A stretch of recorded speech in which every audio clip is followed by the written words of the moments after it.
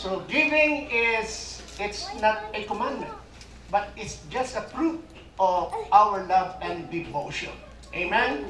So, pag nagbibigay tayo ng kapatid, alalahanin natin, lahat ng binibigay natin, hindi tayo napipilitan.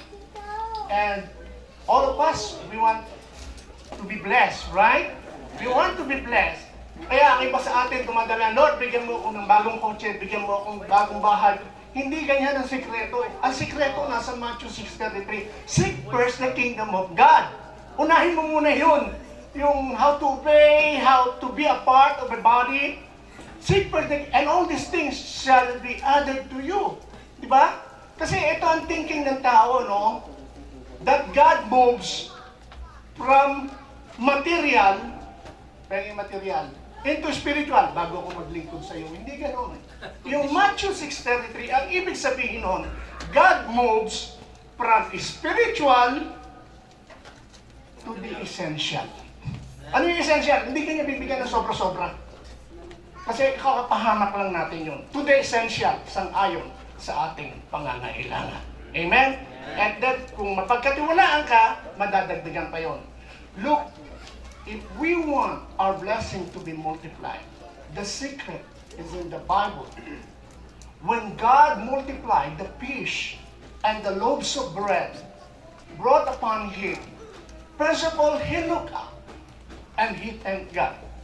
Without looking up, without reaching out to God, without thanking him for the few that you have, there will be no power of multiplication to your blessing. There will be no multiplication without thanking and being grateful to God. Amen. Kaya mga kapatid, dadaan ng mga aser, hindi kayo aasarin, kundi magbigay kayo mga kapatid bago ako magpe-pray. Alright!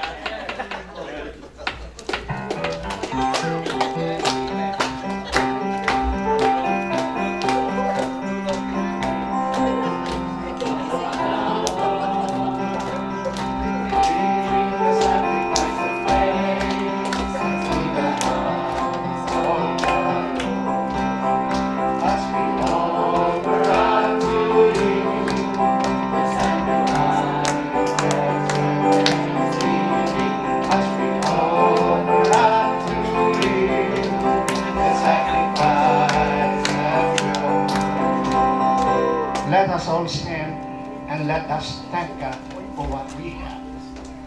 Father in heaven, we come before your holy presence, full of gratitude in our hearts. You bless us in many ways that we cannot measure.